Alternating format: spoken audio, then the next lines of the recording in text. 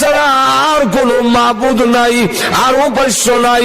আমার বিপদ থেকে উদ্ধার করার মালিক, আমার ধন সম্পদ দেওয়ার মালিক, সন্তান দেওয়ার মালিক, ইজ্জত দেওয়ার মালিক, বিপদ থেকে মুক্তি দেওয়ার মালিক, এই সবগুলোর বেইজ্জত করার মালিক, সম্মান দেওয়ার মালিক, লোক মুক্তি দেওয়ার মালিক। কোন পীর সাহেব নয়, কোন পীর আউলিয়া নয়, কোন নবী রাসূল ওলি গাউস কুতুব নয়, দুনিয়ার আর কেউ নয়।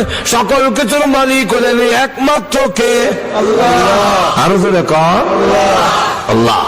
লা ইলাহা ইল্লাল্লাহর ব্যাখ্যা দিলে 3 দিন লাগবে। লা ইলাহা ইল্লাহু, আল্লাহ ছাড়া কোনো মাবুদ নাই, আল্লাহ ছাড়া কোনো উপাস্য নাই। এই কথা কেন বললেন? যে আল্লাহ এরপর সিফাত গুলো বয়ান করেন কেন?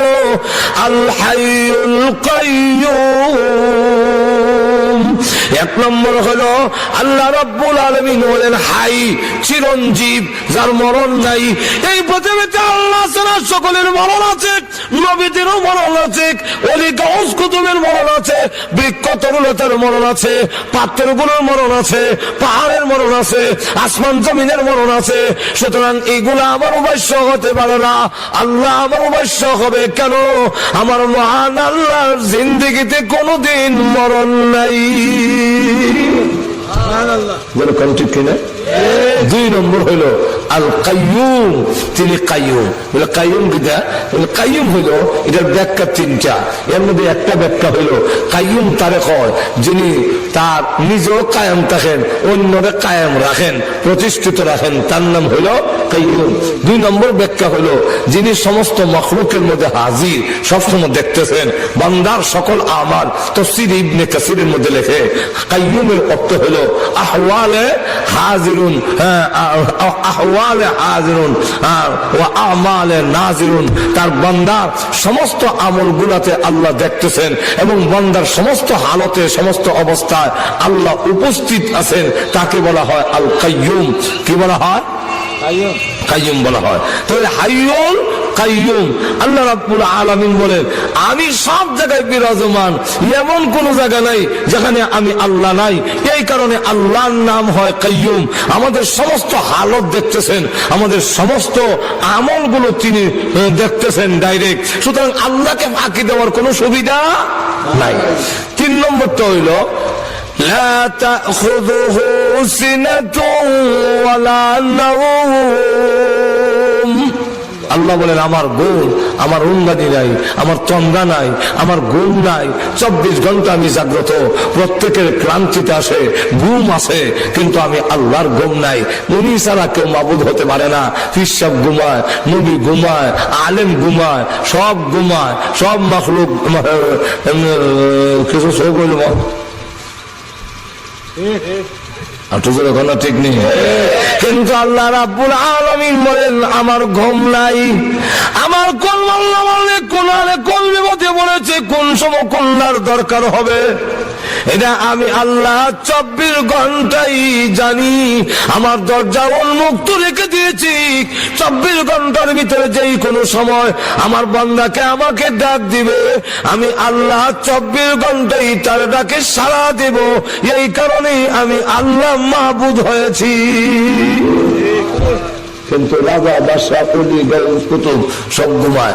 রাত 2টার সময় কোর্ট কাছারির মধ্যে ভাইবেন এখন গিয়া উকিল মুক্তার, জশা সব ঘুমা দিছে। আপনি অঙ্গিফত বসছেন, এখন কৌড়ে গেলে দেখবেন ওই ফারাদাররা বই দিছে, তাও উঙ্গায়। যদি কি এখন বলে আমি একটা কেস খবর লেগেছিলাম, বিপদে বসছি, এখন আমার জায়গা দখল করিলায়, তখন দারুয়ানি ফিরতে আর আল্লাহ হয় তোমার রাত্র যত গভীর হবে আমার রহমতের দরজা তত প্রশস্ত হয়, তুই যে কোনো সময় ডাক দিবে। আমি এই জন্যই মাবুদ যে তোর প্রত্যেকটা ডাকের সময় আমি আল্লাহ শুনি, দেখি, হাজির আছে। আরো বহুত গুণ কওয়া হয়েছে। আল্লাহ রাব্বুল আলামিন যদি আরো তৌফিক দেয়, কারণ সবগুলো হইতে গেলে অনেকগুলো বুঝে বুঝিয়া আর অত রাত আর বেশি ওয়াজ চলে হলে না, তো 1 ঘন্টা করিলেছি আর বেশি সময় করা যায় না। আল্লাহ রাব্বুল আলামিন আমাদের তৌফিক দেব। আল্লাহর পরিচয়টা আমার আল্লাহকে, আমার বানানোওয়ালাকে, আমার স্রষ্টাকে এটা যদি ভালো করে উপলব্ধি করতে পারি, এর ইয়াকিন যদি আমার ভিতরে আসে, তাহলে মানুষ গুনাহ করবে না। তো ওই কথাটা কইয়া নাই, তো শেষ ফিনিশিং দিয়া দিব। মনে আসেনি কিবিলের কথা? কিবিল সূরা, মহিলার সামনে কাঁপতেছে, মহিলা কাঁপে, জিজ্ঞাসা করে তুমি কাঁপছো কেন? কাঁপার কারণ হলো আমার আল্লাহ দেখতেছে, আর কেউ না দেখলো আমার আল্লাহ দেখতেছে, আমি গুনার কাম কেমনে করবো? এ ভাই, তোমারও ওয়াজ করি, ইয়া আখি ইত্তাকিল্লাহ, তুমিও আল্লাহরে ডরাও। তোমার মতো কত যুবক কবরে ঘুমাই আছে, তোমার মতো কত যুবক হাসপাতালের সিটে আছে, তুমি এখনো সময় আছে, আল্লাহরে ডরাও। এই কথা বলার পরে কি বিরোধ বিচ্ছুদ বয়ে আইছে, সে তখন গুনার কাম ছেড়ে দিয়া বলো টাকা যা দিতাম ফেরত দেওয়ার লাগতো না, আমি তওবা করলাম, আমার জিন্দেগিতে আর কোনোদিন গুনাহ করব না, আর জিনা করব না, আর মদ পান করব না, আর ডাকাতি করব না। এই কথা তওবা কইরা আল্লাহর দরবারে যখন তওবা করছে, বাড়ির দিকে যায় আর কান্দে, আল্লাহ আমি জীবন ভুল করেছি, আর জীবনে গুনাহ করব না, অপরাধ করব না, অঙ্গীকার করে যখন রাত্রে ঘুমাইছে, এই ঘুম হলো তার জীবনের শেষ ঘুম। আর ঘুম থেকে উঠলো না। যেই মাত্র ঘুম থেকে বিদায় হয়ে গেছে, এখন সকালে লোকেরা দৌড়াদৌড়ি করে আসতেছে, কেউ বলে আয় ডাকাতটা দেখায়, কেউ বলে আয় মদ মাস্টারি দেখায়, কেউ আয় দেখায় এই মদ করছারে। কিন্তু আয়সা দেখে দরজার মধ্যে কে ফেরেশতা লিখে দেখ, ফেরেশতারা লিখে দিয়ে গেছে তোমাদের কাছে কিফিল এখনো ডাকাত রয়ে গেছে, এখনো বদমাইশ রয়ে গেছে, কিন্তু মহান আল্লাহ গত রজনীতে তার তওবা কবুল করে জিন্দেগীর সমস্ত গুনাহ মাফ করে দিয়েছে। সুতরাং আমি যদি ওইগুলো বলতে পারি, তাহলে অবশ্যই আল্লাহ রাব্বুল আলামিন আমাদেরকে মাফ করবেন। সমস্ত অবাচার থেকে তখনই বাঁচা সম্ভব যদি আল্লাহর পরিচয়, আহকামুল হাকিমিনের পরিচয় আমাদের ভিতরে আসে। আল্লাহ আমাদেরকে তৌফিক দেন। ওয়া আখিরু দাওয়ানা আলহামদুলিল্লাহি রাব্বিল আলামিন। দুরূদ শরীফ পড়েন। আল্লাহুম্মা সাল্লি আলা সাইয়্যিদিনা মাওলানা মুহাম্মাদ ওয়া আলা আলিহি ওয়া সাহবিহি ওয়া সাল্লাম। আলহামদুলিল্লাহ। ربنا ظلمنا أنفسنا وإن لم تغفر لنا وترحمنا لنكونن من الخاسرين ربنا اغفر لنا ولوالدينا رب ارحمنا। আমি গুনাহগার, তোমার শহীদ দরবারে হাত বাড়াইলাম।